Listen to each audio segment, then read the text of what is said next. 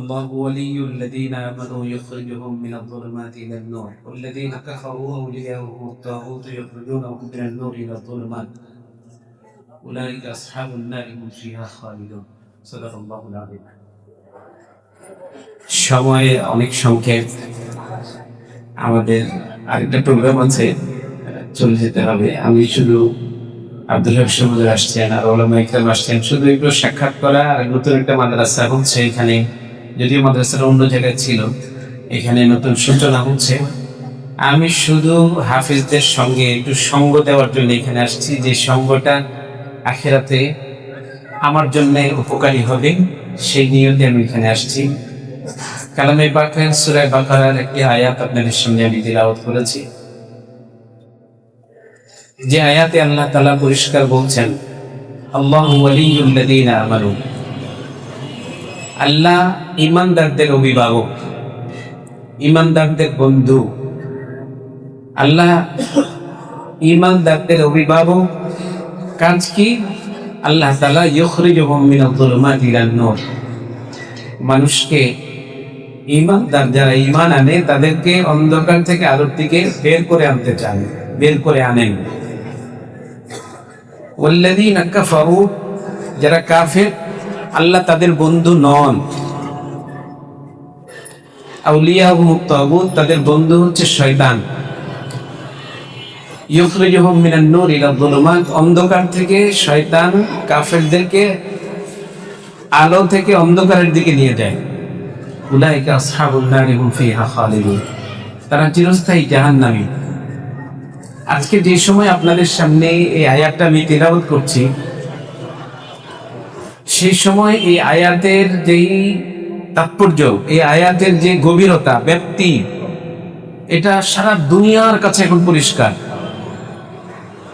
আল্লাহ যে সময় মুহাম্মদুর রাসূলুল্লাহ সাল্লাল্লাহু আলাইহি ওয়াসাল্লামের উপর কোরআন নাযিল করেছেন এই যে কোরআন আজকে আমরা এখানে মাদ্রাসার একটা নতুন করে শুভ সূচনা হচ্ছে এই মাদ্রাসাগুলোর সূচনার ইতিহাস মুহাম্মদুর রাসূলুল্লাহ সাল্লাল্লাহু আলাইহি ওয়াসাল্লাম থেকে শুরু হয়েছে কবে থেকে মুহাম্মদুর রাসূলুল্লাহ সাল্লাল্লাহু আলাইহি ওয়াসাল্লাম থেকে কোরআনের অন্য একটা আয়াত যদি আমরা দেখি আল্লাহ তাআলা রাসূলুল্লাহ সাল্লাল্লাহু আলাইহি ওয়াসাল্লামকে বলেন ফাসদা বিমা তুমার ওয়া আরিদ আনিল মুশরিকিন এই মাদ্রাসাগুলো ইসলাম ও দ্বীনের প্রচার শুরু করেছে মুহাম্মদুর রাসূলুল্লাহ সাল্লাল্লাহু আলাইহি ওয়াসাল্লামের হাত ধরেই মুহাম্মদুর রাসূলুল্লাহ সাল্লাল্লাহু আলাইহি ওয়াসাল্লাম এই মাদ্রাসাগুলোর সূচনা করেছেন কোথায় একেবারে মুশরিকদের গণ্ডির ভিতরে মুশরিক একটা সমাজ সেই সমাজের ভিতর থেকেই কাজ শুরু করেছেন কোরআনের আয়াতে কথা বলে ফাসদা বিমা তুমার আপনাকে যা হুকুম করা হয়েছে আপনি তা প্রচার করুন ওয়া আরিদ আনিল মুশরিকিন মুশরিকদের থেকে আপনি দূরে থাকেন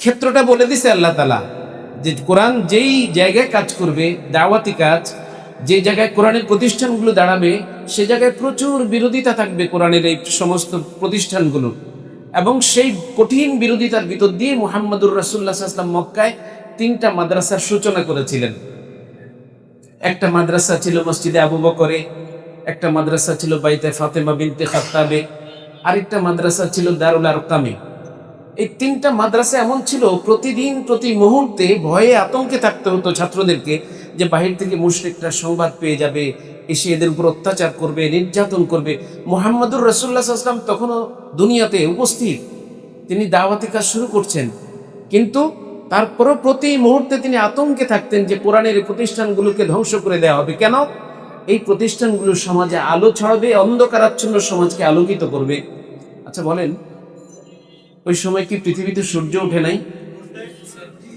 চাঁদ ওঠে নাই রাতের বেলা তাহলে ওই সমাজটাকে অন্ধকার সমাজ কেন বলা হয় আজকে সারা ইউরোপ ব্যাপী সারা দুনিয়া ব্যাপী একটা ভিডিও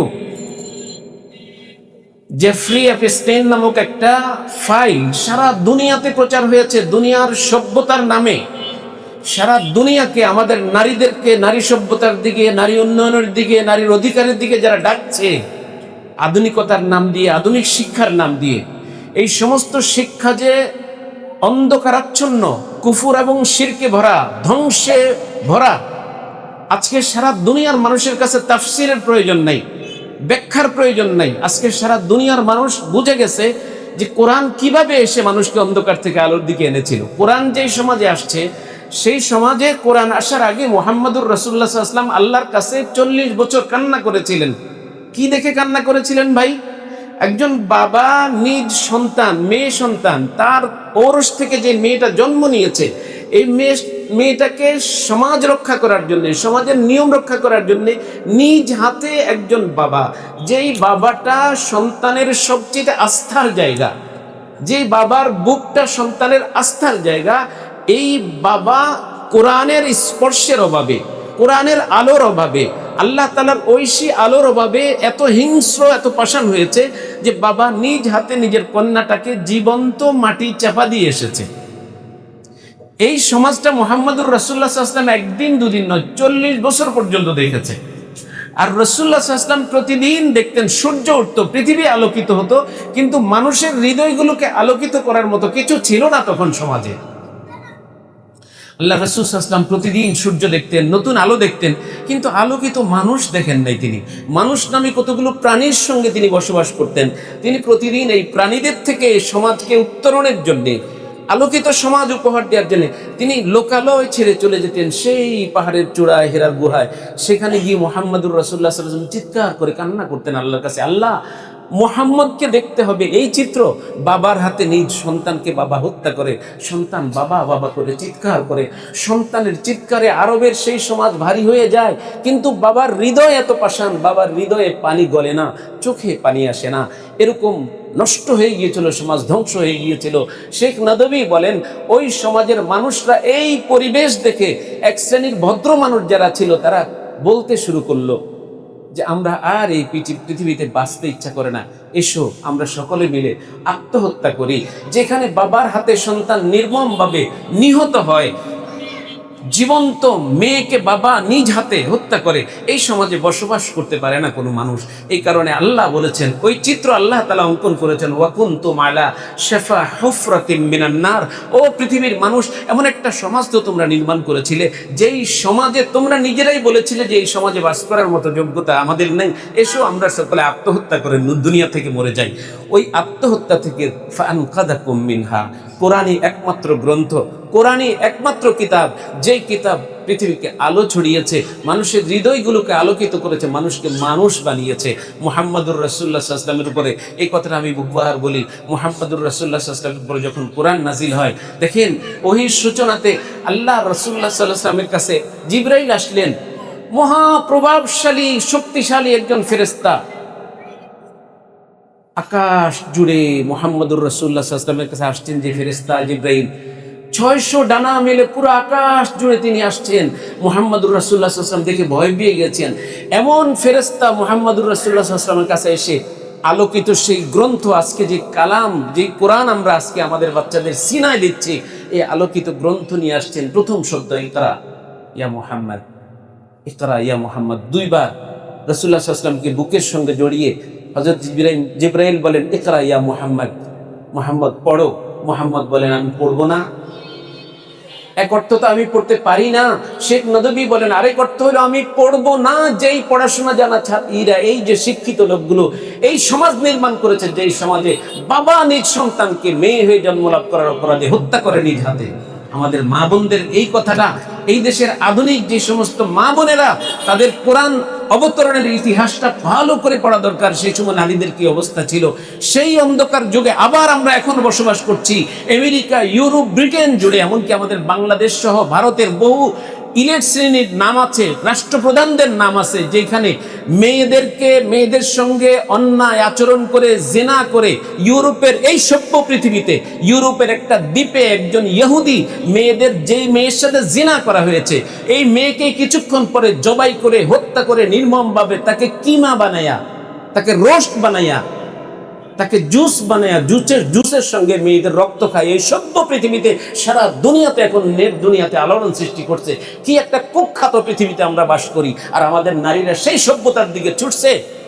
স্কলারশিপ দেওয়ার নামে পৃথিবীর বিভিন্ন গরিব দেশ থেকে, বিশেষ করে মুসলিম দেশগুলো থেকে, আফগানিস্তানের একটা মেয়েকে প্রেসিডেন্ট এই ডোনাল্ড ট্রাম্প আফগানিস্তান থেকে 2001-এ একটা মেয়েকে নিয়ে গিয়েছে, চুলকে সাদা করে সে নিজের মেয়ে হিসেবে পরিচয় দিয়েছে। এই মেয়েটাকে পর্যন্ত সে হত্যা করে এই মেয়ের সঙ্গে জিনা করেছে। জিনা করার পর এই মেয়েকে হত্যা করে এই মেয়ে দিয়ে কাবাব খেয়েছে সে। এই ডোনাল্ড ট্রাম্প আজকে সারা পৃথিবীর নেতৃত্ব দিচ্ছে। এটাই ছিল অন্ধকারাচ্ছন্ন পৃথিবী। এই জন্য আমাদের মা বোনদেরকে আমরা বলবো যে ভাই, কোরআন যে আলো ছড়ানোর জন্যে, মানুষকে মানুষ বানানোর জন্যে, এই মাদ্রাসাগুলো বিমান বানানো শিখায় না। আমার আগের ওস্তাদ বলেছেন, এই মাদ্রাসাগুলো ডাক্তারি শিখায় না, এই মাদ্রাসাগুলো আকাশে বিমান উড়া, সাবমেরিন চালানো শেখায় না। এই মানুষগুলো শিখায় আল্লাহ তাআলা যে মানুষকে জান্নাত উপহার দিবেন, জান্নাতের মেহমান হিসেবে যে মানুষ দেখতে চান, সেই মুহাম্মদুর রাসূলুল্লাহ সাল্লাল্লাহু আলাইহি ওয়াসাল্লামের আদর্শ মানুষ হিসেবে, মাটির উপর আমাদের মানুষ হিসেবে চলা শিখায় এই মাদ্রাসাগুলো।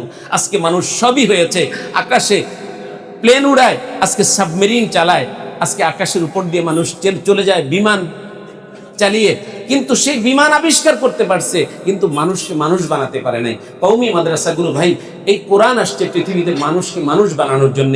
এই কোরআন আসার আগ মুহূর্তে চেহারাগুলো মানুষের ছিল, কিন্তু মানুষগুলো আকার আকৃতিতে মানুষ থাকলো, অসভ্য ছিল, এরা বর্বর ছিল, হিংস্র প্রাণী ছিল এরা।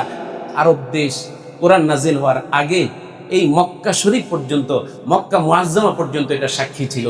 আজকের এই পৃথিবীকে বিগত 17-18 বছর, অথবা আমরা আরো আগ থেকে বলি 52 বছর বাংলাদেশ স্বাধীন হওয়ার পর থেকে আমাদের যে স্কুলের কলেজের যে সিলেবাস, এই সিলেবাসে বই দেওয়া হয়েছে, বই আমাদের বাচ্চাদের সামনে। এই যে ফেব্রুয়ারি মাস চলছে, জানুয়ারিতে বই দেওয়া হয়েছে না স্কুলগুলোতে?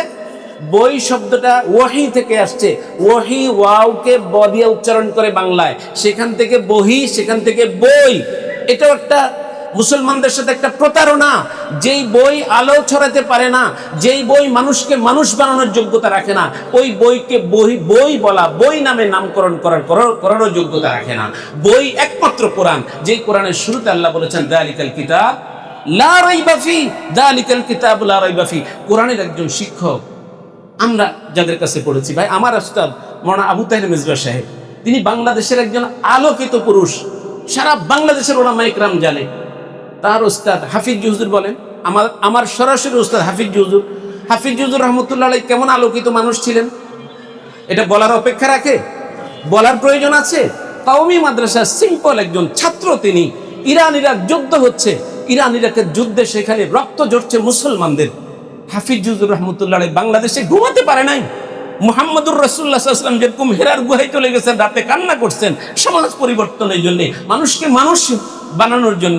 হাফিজ হুজুর রহমতুল্লাহ আলাইহি মানুষের রক্তের খবর শুনে তিনি চলে গেছেন ইরানে, তিনি চলে গেছেন ইরাকে। চিন্তা করেন না যে আমি কওমি মাদ্রাসার একটা ছেলে, আমার কথা কি ইমাম খোমেনি শুনবে, আমার কথা কি প্রেসিডেন্ট সাদ্দাম শুনবে? না, শুনুক আর না শুনুক, দাওয়াত পৌঁছানোর জিম্মাদারি আমার। এই যে ইলমে ওয়াহির, এটা হচ্ছে প্রতিক্রিয়া। যদি আপনি হাফেজ হন, আপনি আলেম হন, নববী সেই দরদ যদি আপনার ভিতরে না আসে, আপনি হাফেজ না, আপনি আলেম না। কারণ এগুলো, এই শব্দগুলো হলো বাহন।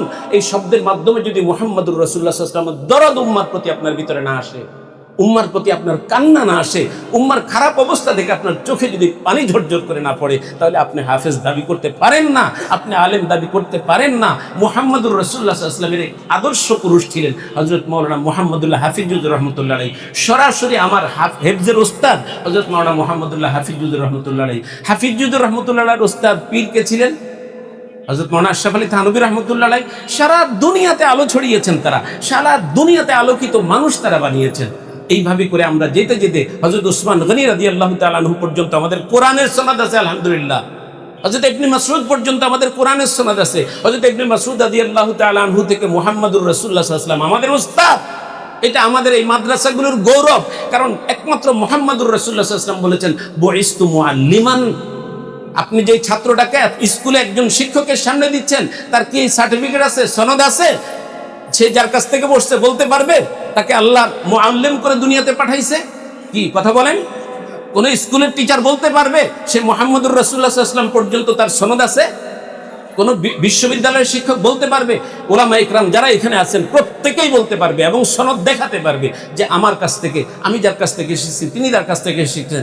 এইভাবে হযরত ইবনে মাসউদ থেকে, ইবনে মাসউদ হযরত মুহাম্মদুর রাসূলুল্লাহ সাল্লাল্লাহু আলাইহি ওয়াসাল্লাম থেকে, হযরত মুহাম্মদুর রাসূলুল্লাহ সাল্লাল্লাহু আলাইহি ওয়াসাল্লাম জিবরাইল আমিন থেকে শিখছেন এই কোরআন। জিবরাইল আমিন আল্লাহর কাছ থেকে শিখছেন। আল্লাহ বলেছেন আর রহমান ওয়া আল্লামাল কোরআন।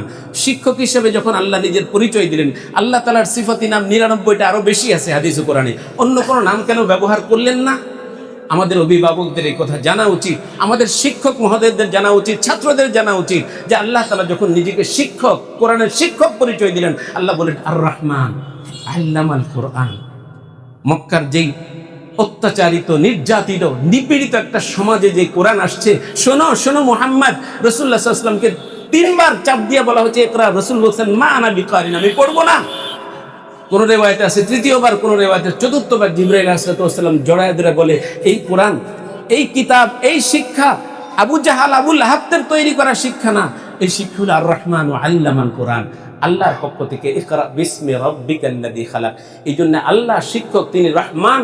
তার এই কোরআনের প্রত্যেকটা শব্দে শব্দে উম্মার জন্য দরদ এবং মায়া, উম্মার জন্য কল্যাণ নিহিত আছে। যতদিন পর্যন্ত এই জাতিকে 52 বছর পর্যন্ত ধ্বংস করা হয়েছে, ওই ধ্বংসের, আমাদের এই ধ্বংসাত্মক এই জাতিকে, ধ্বংসে নিপতিত এই জাতিকে যদি আবার আলোকিত একটা জাতিতে রূপান্তরিত করতে হয়, আরো 15 বছর লাগবে। এই মাদ্রাসাগুলোকে সেই টার্গেট নিয়ে আগাতে হবে। 15 বছরে বাংলাদেশে এমন একটি জেনারেশন তৈরি করতে হবে, যেই জেনারেশন কোরআনের জেনারেশন হবে, আলোকিত জেনারেশন হবে, উম্মার জন্য কল্যাণকামী জেনারেশন হবে, উম্মার জন্য দয়ায় ভরা থাকবে তাদের হৃদয়টা। উম্মা যেখানে আঘাতপ্রাপ্ত হবে সেখানে উম্মাকে বাঁচানোর জন্য রুখে দাঁড়াবে। ইস্পাত কঠিন হয়ে যদি দাঁড়াতে পারে এই উম্মা, এই কোরআনের এই নসল, আগামী 15 বছর পরে ইনশাআল্লাহ বাংলাদেশ একটা আলোকিত বাংলাদেশ হবে, একটা আলোকিত পৃথিবী উপহার দেওয়া সম্ভব। এই জন্য আমাদের এই মাদ্রাসাগুলো গতানুগতিক কোনো কোরআনের মাদ্রাসা যেন না হয়। এইখান থেকে যারা ফারেগ হবে, আমি বিনয়ের সঙ্গে আবেদন করব, এখান থেকে যারা ফারেগ হবে তাদের হৃদয়ে যেন উম্মার প্রতি দরদ থাকে, উম্মার প্রতি মায়া থাকে। উম্মাকে এই অধপতন থেকে বাঁচাইতে হলে আজকে পৃথিবীর ডোনাল্ড ট্রাম্প থেকে শুরু করে ভ্লাদিমির পুতিনরা বাঁচাতে পারবে না, কারণ তারা হিংস্র, তারা মানুষের গোশত খায়। এই কথা আজকে ভিডিও সারা পৃথিবীতে প্রমাণিত। মানুষের গোশত দিয়ে কাবাব খায় তারা, মুসলিম রাষ্ট্র থেকে নিয়ে। এই যে ইতে যে হলো, তুরস্কে যে ভূমিকম্প হলো, তুরস্কের ভূমিকম্পের কারণে ওইখান থেকে ছোট্ট ছোট্ট বাচ্চাদেরকে নিয়ে তারা কাবাব বানায় খাইছে। এই কথা একেবারে ভিডিওতে প্রমাণিত। 30 লক্ষ ভিডিও প্রকাশিত হয়েছে সেই ফাইলের ভিতরে, যে এই অ্যাপেস্টিনের ফাইলের ভিতরে। এর ভিতরে সারা দুনিয়ার নামি দামি যারা ট্রাইকোট সাফারি লাগায় আমাদের সামনে আসে, আমরা মনে করি এরা ভদ্র না। মুহাম্মদুর রাসূলুল্লাহ সাল্লাল্লাহু আলাইহি ওয়াসাল্লামের আদর্শ শিক্ষা ছাড়া পৃথিবীতে কোনো ভদ্র মানুষ হইতে পারে না। আল্লাহ এই কথা কোরআনে বলেছেন, আর রহমান আল্লামাল কোরআন খালাকাল ইনসান। কোরআন পড়বে তো সে মানুষ হবে, কেউ কোরআন পড়বে না আর মানুষ হবে, এই কথা যদি কসম খেয়ে বলে, সারা পৃথিবীতে চিৎকার করে বলে, ও মুসলমান তুমি বিশ্বাস করবে না, তুমি বিশ্বাস করবে না যদি তুমি মুসলমান হও। আল্লাহ তাআলা এই সমস্ত প্রতিষ্ঠান থেকে আমাদেরকে আদর্শ মানুষ হওয়ার তৌফিক দান করুন, আলোকিত মানুষ হওয়ার তৌফিক দান করুন। এই সমস্ত মাদ্রাসা, অনেকে বলে অনেক মাদ্রাসা, ঘরে ঘরে চিপায় চিপায় মাদ্রাসা, না, মাদ্রাসার সংখ্যা বেশি হয় নাই। মুহাম্মদুর রাসূলুল্লাহ সাল্লাল্লাহু আলাইহি ওয়াসাল্লামের যুগে আরবে প্রত্যেকটা সাহাবীর ঘর একটা মাদ্রাসা ছিল, মদিনায় প্রত্যেকটা সাহাবীর ঘর একটা মাদ্রাসা ছিল।